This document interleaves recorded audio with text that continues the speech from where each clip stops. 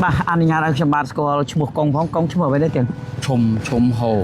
chum hồ បាទ con chunประมาณไหน 86បាទកើតនៅឆ្នាំ1940គុត 86ឆ្នាំហើយ បាទ ប៉ុន្តែបងប្អូនប្រិមិត្តមុខកងនៅតែក្មេងក្មេងជាងសាលមិនធឿនផងពេញ ដើរអត់រួចផង 86ហើយកង បាទបាទ អរគុណមែនតើកងកងបាទហើយកងអ្នកស្រុកកំណើតនៅណានេះកង ស្រុកកំណើតខ្ញុំអូ3ជាន់បាទប៉ានេះជាដូនយាតាសៀមរាបទេ បាទ បាទហើយដល់កូនចៅមកនៅអូ3ជាន់ទាំងអស់បាទ អញ្ចឹងមានន័យថាកងអ្នកអូ3ជាន់នឹងផ្ទាល់តែម្ដង បាទនេះពូជអ្នកអូ3ជាន់ អ្នកអូ3ជាន់បាទមិនបានបាយឥឡូវក៏ភាពកងតិច បាទបាទ អញ្ចឹងបច្ចុប្បន្នកងរស់នៅលំនៅឋាននៃកងស្នាក់នៅរាល់ថ្ងៃនេះ អូ3ជាន់ អូ3ជាន់នៅម្ដងផ្សារណាកងហ៎ ផ្សារណាបាទនេះចាំចំណាំ ទល់មុខស្ថាគារ ញោមកែគាត់ទីមកបាទពីមួយកងតិចហើយក្រោមលំដាក់ទឹកភ្លៀងយ៉ាងភ្លៀងយ៉ាងរត់ចូលទៅនោះកងបាទអញ្ចឹងកងបច្ចុប្បន្ន86ហើយ បាទ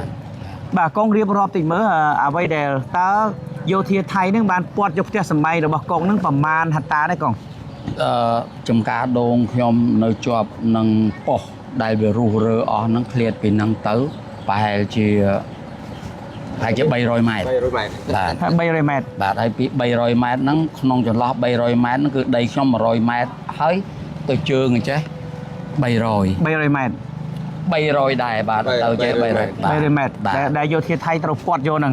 ពាត់យកផុតមកដល់200មកទៀតដែរ ផ្ទះលៀងមកនេះហើយ បាទ ដល់200ម៉ែត្រហើយ បាទបាទ ហើយដំណាំកងអីល្អទេមើលទៅ ល្អអីវាយកអាស្អីនោះមកជន់ខ្ទេចអស់ហើយអាកង់ច្រវាក់វានោះ អារត់ក្រោះវាមកថ្ងៃដំបូងហ្នឹង វាជន់តែម្ដង បាទហើយវាជន់ខ្ទេចអស់ហើយជន់ក្នុងដើមដូងណាដែលខ្ពស់ដែលឡើងគល់ទៅវាជន់រួចវាអត់ទេបាទទៀបអស់លីងបាទរាប់រយដើម បាទ បាទ អញ្ចឹងប្រវត្តិតាំងពីដើមមកកងធ្វើចំការធ្វើអីនៅកងនៅហ្នឹងមកអាយុ86 បើអត់មានអីហូបទៅដល់ទៅនោះនេះប្អូននេះមួយទៀតប៉ុន្តែពួកខ្ញុំទៅហ៊ានទាំងអស់ បាទ កូនណាកូនទៅហ៊ានទាំងអស់ហើយ បាទ បាទ ហើយសុំទោសកងហើយកងមានកូនចៅប្រហែលអ្នកដែរកង អូយខ្ញុំច្រើន តែแล้วកងមកនេះភ្លៀងហើយកងមកជួយស្នាយបាទកងមកខាងនេះមកបាទជួយមកខាងនេះមកបាទមកលើក្រេនេះក៏បានមកលើក្រេនេះបាទកងមកខាងនេះមកដើម្បីធ្វើកិច្ចសម្ភារបាទធ្វើមកខាងនេះមកកងបាទជួយចាស់បាទជួយចាស់ ដាក់មកនេះមកកូនឲ្យជួយមកខាងនេះមក បាទអរគុណមែនទែនបាទអូនយកអីឲ្យកាមេរ៉ាកាន់មួយបាទតែថា បាយយើងសិលដែរបាយចាំបាយ អូនណាទូរស័ព្ទបង ដាក់បាន ទូរស័ព្ទបងណាបាទអញ្ចឹង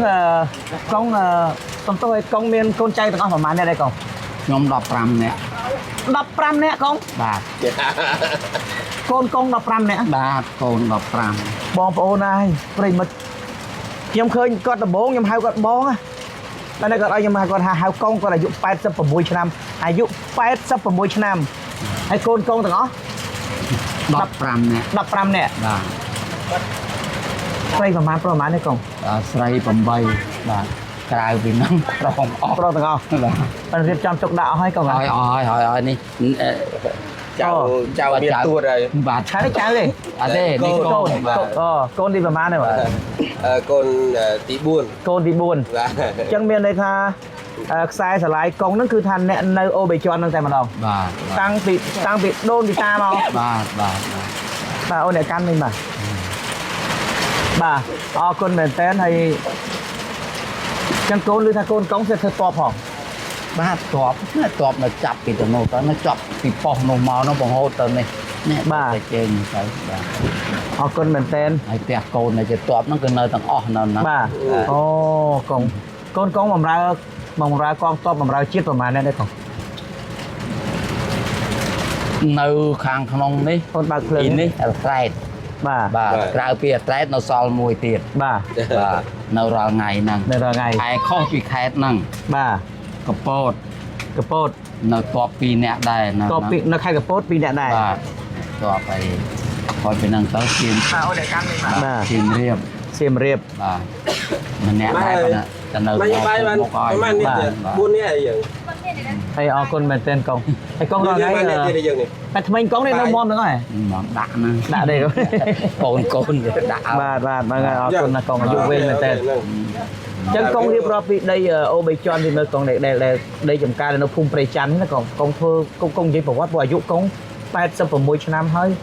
ដឹងរឿងប្រវត្តិសាស្ត្រច្រើនណាកង បាទភូមិព្រៃច័ន្ទនេះពីដើមវាជាតំបន់បតោងប្រទេស បាទ ប៉ុន្តែមិនមែននៅកន្លែងនេះទេ បានកង នោះវាឃ្លាតពីហ្នឹងទៅប្រហែលជា2គីឡូវាមានខូវាមួយតបយើងពីដើមទៅនៅក្នុង បាទ បាទដល់ក្រោយមកហ្នឹងចេះតែវាចេះតែកិលមកដល់យើងជិលឆ្លោះជាមួយនឹងវាអត់ដូចឥឡូវទេណាបាទឥឡូវនេះយើងស្រុះគ្នាទៅដល់យើងអាចទប់វាបានហើយក៏សម័យនោះយើងទៅងើបឲ្យយើងទៅធ្វើម៉េចទប់វារកតែកម្លាំងបាយសឹងមិនបានអញ្ចឹងវាវិញប៉ុន្មានតាមតែតំណើងចិត្តវាទៅចេះតែប្រថុយមករហូតមកដល់អាប៉ុសរាល់ថ្ងៃហ្នឹងបាទ ហើយអញ្ចឹងនៅប៉ុណ្្នឹងនឹកឃើញថាបានសុកហើយមិនសុកទៀតវាយកអារត់ក្រោះហ្នឹងយកមកជន់អានេះតំណាំអ្នកស្រុកអស់មួយជំនាញនេះទៅបង្ហូតបាទទៅជើងទៅត្បូង បាទ ហ្នឹង ចឹងប្រវត្តិដែលកងចឹងនៅពេលដែលស្រុកយើងការសង្គ្រាមបងប្អូនជនភៀសខ្លួននៅពេលដែលសង្គ្រាមស៊ីវិល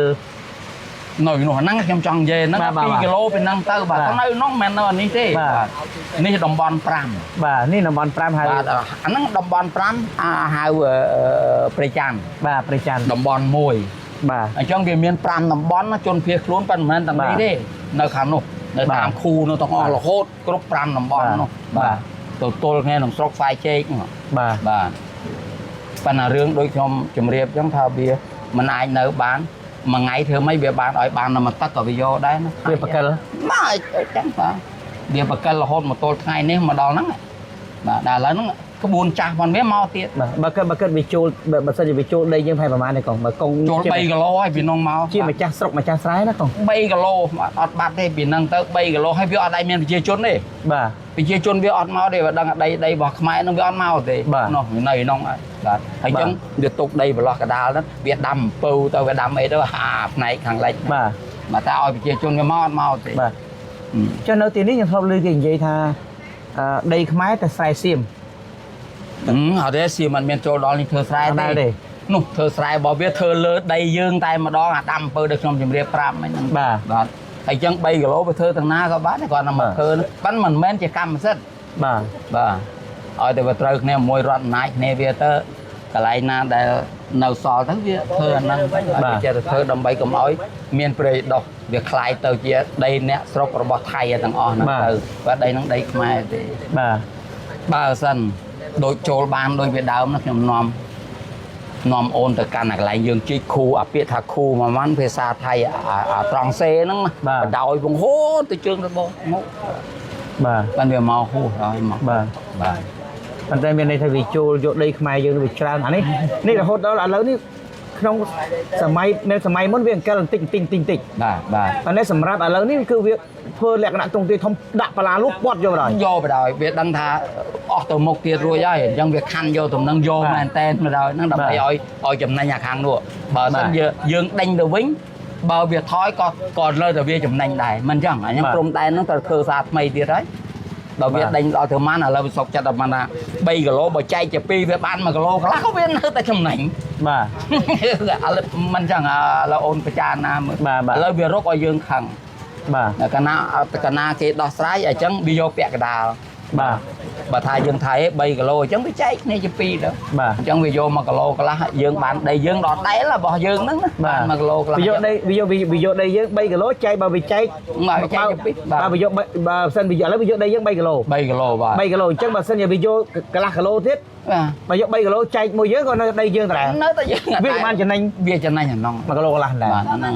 កម្មវិធីក្បួនវាហ្នឹងគឺវាធ្វើតាំងពីដើមមកហ្នឹង តាំងពីសម័យ79 បាទហ្នឹងវាធ្វើ កាលពីមុនវាអង្គលមិនកងវាអង្គល ឥ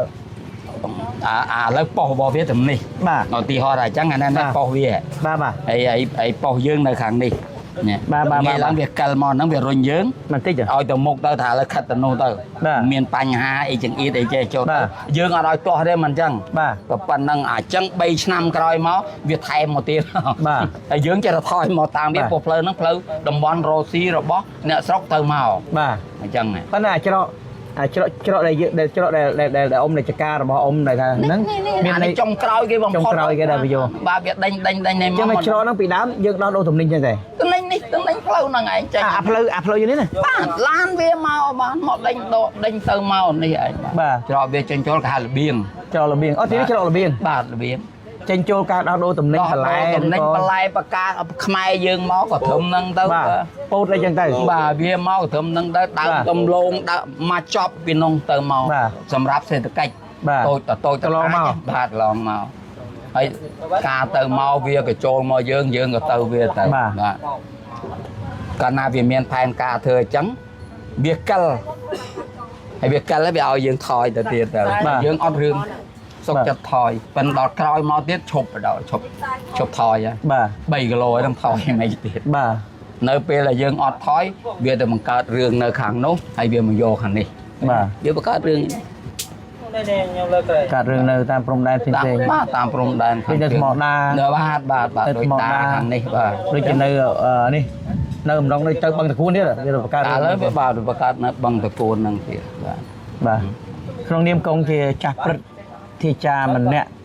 វាបានដូចជាគ្រូតាម្នាក់ដែរនៅទឹកដីនេះអាយុ84ឆ្នាំហើយមិនមែនជារឿងមួយសាមញ្ញធម្មតាទេ 86 86ឆ្នាំបងប្អូនណា86ឆ្នាំហើយជាចាស់ព្រឹទ្ធចាស់ប្រេងជាម្ចាស់ស្រុកហើយដែលលោកអាចផ្ដល់ព័ត៌មានបានជាក់លាក់ណាមួយហើយអាយុវែង បាទ បាទហើយគាត់ប៉ុណ្្នឹងហើយគាត់នៅមមគាត់នៅនិយាយបានច្បាស់បាទនៅប៉ុណ្្នឹងហើយគាត់នៅធ្វើបាយនេះកូនចៅគាត់ធ្វើបាយគាត់ធ្វើបាយយកមកចែកជូនកងទ័ពមានន័យថាអ្នកផ្សារ3ជាន់អ្នកផ្សារអូ3ជាន់គាត់នៅអូផ្សារអូ3ជាន់ បាទ ហើយគាត់ធ្វើបាយសម្លនេះមកចែកបងប្អូនយើងមកចែកទៅអ្នកកសែតទៀត មកពេល4កយគឺចប់ បាទមកក្នុងមួយពេលក្នុងមួយថ្ងៃកងត្រូវធ្វើ500កញ្ចប់ទៅ400កញ្ចប់មកកូនចៅ មានពេលវេលាខ្លះបាទ3ថ្ងៃយើងមកម្ដងថ្ងៃយើងមកម្ដងតែដល់ថ្ងៃនេះក៏គឺថាសភាពកាត់ឡើងដោយសារតែ យើងជូនទៀត ដោយសារតែកង 100កញ្ចប់ កងមានអារម្មណ៍បែបណាទេនៅពេលដែលក្នុងគ្នាកងជាម្ចាស់ទឹកម្ចាស់ដីអាយុ86ឆ្នាំហើយដែលដឹងរឿងទាំងអស់ហ្នឹងហើយកងមានអារម្មណ៍យ៉ាងម៉េចដែរនៅក្នុងចិត្តក្នុងកង គាត់សុំខ្ញុំទៅធ្វើទាហានម្ដងទៀត បាទ ណាស់ចង់និយាយទាំងហ្នឹងបាទសេចក្តីឈឺចាប់របស់ខ្ញុំនឹងសេចក្តីទ្រាំបើសិនគេឲ្យខ្ញុំទ្រាំតែអញ្ចឹងណាអាយុខ្ញុំអត់បាន86ទេប្រហែលជា0ហើយក្រំនឹងទ្រាំបាទយល់ពាក្យដែលខ្ញុំនិយាយទេអាចង់ថៃឲ្យខ្ញុំស្ទើរតែឃើញដានជោគចោលទៀតណាខ្ញុំបាទនេះទេសនាខ្ញុំ លឺថ្ងៃទី17ដែលវាកើតឡើងបលមកពីល្ងាចបលមកពីម្សិលមិញដល់យប់មក8ហ្នឹងបាទខ្ញុំមកពីពេជ្រ កម្លាំងវាហួសបើនៅម៉ោងណាក៏អត់ចាវទេថៃ បាទកងអតីតធ្លាប់ធ្វើជាទាហាន វ៉ាបាទឆ្អែតដូចភាសារបស់អូនផ្សាយយ៉ាងដែរអូនធ្លាប់ផ្សាយថាអញអត់ចាញ់ឯងទេអាសៀមអើយធ្លាប់កាញ់ធ្លាប់ធ្វើហើយខ្ញុំឆ្អែតដែរអូនបាទឆ្អែតនឹងធ្លាប់ហើយបាទអញ្ចឹងបានថាឃើញវាធ្វើទាំងវើអញ្ចឹងអូនៅក្នុងចិត្តមិនធម្មតាបាទទ្រាំសឹងឲ្យมันបានប៉ុន្តែអាយុយើងវាហួសពីការនិយាយបាទអញ្ចឹងចេះតែទ្រាំទៅឲ្យត្រូវយើងសប្បាយចិត្តដោយអីដោយសម្ដេចដៃជោជើងចាស់ខាងសង្គ្រាមបាទអញ្ចឹងយើងអត់ព្រួយទេយើងអត់មានកម្លាំងតែគំនិតសង្គ្រាមគំនិតឆ្លប់របស់សម្ដេចគ្មានទល់បានទេបាទបើខ្ញុំនិយាយដល់ជ្រៅហ្នឹងទៅទៀតបាទឮដល់សម្ដេចពិចារណាហើយអានេះខ្ញុំនិយាយត្រង់តែសម្រាប់អ៊ំសម្រាប់លោកអ៊ំគឺទុកចិត្តលើយុទ្ធសាស្ត្ររបស់សម្ដេចតេជោនិយាយឲ្យអស់ចុះខ្ញុំលើកបន្តិចបាទខ្ញុំចេញការវាយចេនឡាទី2នៅតាំងគោកបាទសម័យនោះគាត់នៅវរៈ20បាទវាយសាត់រួនជើងមិនធម្មតាទេអញ្ចឹងខ្ញុំបួសចែកហើយបាទចឹងតែចង់តបតែនៅក្នុងសម័យនោះបាទឮតែឈ្មោះនិយាយចឹងបានថាបើនិយាយពីខ្មែរក្រហមនៅតែស្រឡាញ់គាត់រហូតមកទល់ឥឡូវបាទ หรือแต่ตอบสำนักเดชู อดเมียนเจ้าให้ก่อนได้มันได้เรียทอยมามองหน้าเลยไอ้จังไปเชี่ยจนดังออกเกยสังคมดังนั่งเรื่องดอกเตยเตี้ยอันนั้นชมยลมันดอกเตยบันใบใหญ่สังเคียมสังดักชีวิตมันเงยจันไอ้ได้สังเคียมฉลบเมาจ่อสำนักเดชูคลั่งคลั่งสังเคียมตั้งออกมาสรกขมายนี่ไอ้บาทาเรื่องไอ้แต่ทุกไอ้โกมนี่มาได้ช่วยช้าใช่ไหมนี่แต่ยำทามันเงยตกหนึ่งกอดได้ไอ้กอดเธอต่ำดังจังบ้าอันนี้สำคัญไว้เดี๋ยวอมดังปิดตึกได้ดังปิดสมัติเพชรชื่อเจ้าเลยสำนักเดชูสำนักเท่าประเดี๋ยวบ้าchưa mà rồi phía pon bà nhom vậy prap cô nhom tao ngó xua chẳng thơ thế anh ta bà oi dùm đáy đây cho tao rây tức tao xanh thì liền nó chành thì phân bằng dây rương vai ổ hót chả ổ thằng miệng bạn hót thì mà mình chào hay có chành thiệt tại giờ tao sao lục buộcต่อไปสอดบอลโลรอบสับมันอ่อนนะไอ้ส่วนนั้นโลกติดนะจัดสปายชนำได้ให้นะไอ้เอาก็น้องนบไปเดี๋ยวเคยขมายยังบอกไปใช่ยังไปเชี่ยประขมายยังแต่ขนมนักกราบเต้กอดสดสาวนุสมาได้หรือบอกไปเชี่ยจนที่นี่คือกอดเฮียนก็ต่อตังกอดเยี่ยเฮียนยกกายปลาลูกก็มันคล้ายแต่เฮียนเสียมช่อมจำมันกล่องกาปีตบโบงก่อนเคยเฮียนไทยไปเชี่ยประรอดยังเรียบจอมไอ้หวานจ่าเจงมองปัญหาแล้วดูจุดอัดคลายมองเจงแม่นเป็นแต่เจงแต่เราจมนี่แต่เราทนอลนะแต่งอ้อนั่งบ้านเมียนเจงแต่หน้าที่เราไอ้โจลบ้าบักครูซาย้อมนมตรงเจ้าเจ้าไปเต้าเมนยังไปจันนี่ยังต่างขังหลังจันจกใจตรงตีมาเด้อันมันรถแต่หน้ามันรถเด้มันขยมแต่ซาสมาร์ได้ไปเชี่ยประรอดในที่นี่ขยมแต่ซาเมนเลยขยมจ้องมาโยปอร์เมนลำโบมาพัดไงดอกปีแล้วไงดอกใบคือขยมจ้องมาตำบงมาพัดตำบงอ่ะดอกปีแต่ขยมจ้องมานั่นคือกูแต่เหยียดใส่เคยไปเชี่ยรถก็วิดดาลานไอ้คนนี้มันแต่แล้วนี่ใบจะเลยขายจังมันถ้าบองบนขมายยังนกนังกราวไปแต่ก่อนมือเคยก็ท้าขมาอัดคลาย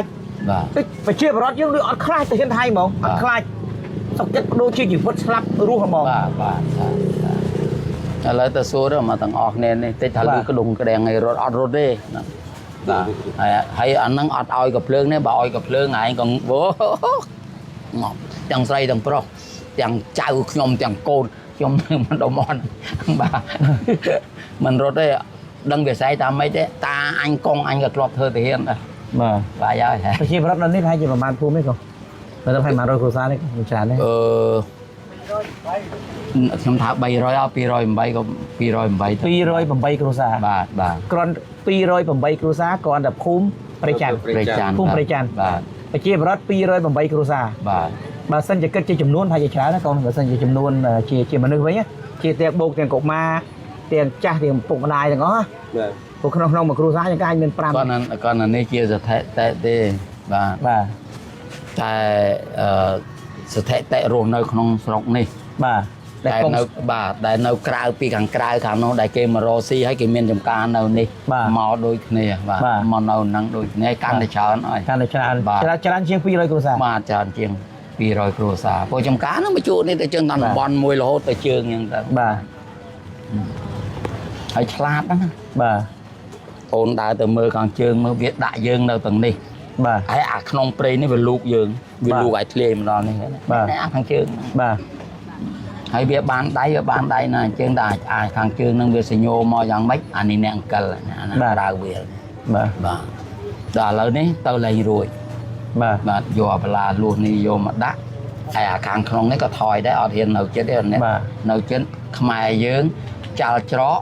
ស្មាតោក៏ដាក់ដែរបាទអត់មានកំភ្លើងដែរក៏លេងដែរបាទទឹកចិត្តប្រជាប្រដ្ឋខ្មែរយើងពុះជ្រុលបាទជាប្រដ្ឋនៅទីនេះគឺពុះជ្រុលបាទ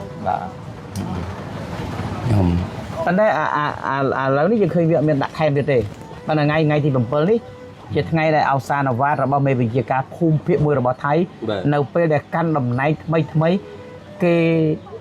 ប្រាប់ធ្វើលិខិតមួយឲ្យអាជ្ញាធរពិសេសអភិបាលខេត្តបន្ទាយមានជ័យអាដាមអ៊ុំរត្រីជំលះ ប្រជាជនចេញពីភូមិព្រៃច័ន្ទហើយនឹងភូមិជោគជ័យជាបន្ទាន់បើពុំដូច្នេះទេថ្ងៃនេះជាថ្ងៃអវសានវត្តគេនឹងប្រើច្បាប់អាជ្ញាសិទ្ធិកុំបានទទួលព័ត៌មានហ្នឹងទេ ទួល បាទ ខ្ញុំមិញហ្នឹងខ្ញុំមកពីអាបាលខេត្តរង បាទ ពួកបាយទៅនោះប្រហែល100កូនទៅនោះ 100ទៅ បាទ ដាក់ទៅនោះទៅអាបាលខេត្តរង យើង100ដែរ គាត់គៀកកងខ្ញុំឯងគាត់ថាកងខ្ញុំហើយនឹងឪពុកគាត់ពួកម៉ាពុកគាត់តែអត់បាននៅទេណាតំណាលគ្នាខ្ញុំ8ជាងតែ 6ហើយ ឡាប់ដល់ជួបគាត់នេះសួរកូន បាទ មកអាយុវែងណាស់កងនៅតែអាយុហើយនៅតែក្មេងអដែលកង ចឹងខ្ញុំជួបកងមិញខ្ញុំសុំទោសខ្ញុំហៅកងបងឡើយព្រោះខ្ញុំ55 បាទ តែពេលខ្ញុំ55ខ្ញុំហៅបងកងគាត់ថាអត់ទេខ្ញុំស្មានថាកងនឹង62 63ទេ 2 ខ្ញុំមុខក្មេង 3ណែ ហើយកងថាហៅកងខ្ញុំថាហៅឥឡូវហៅអ៊ំយកគាត់ថាអត់ទេកង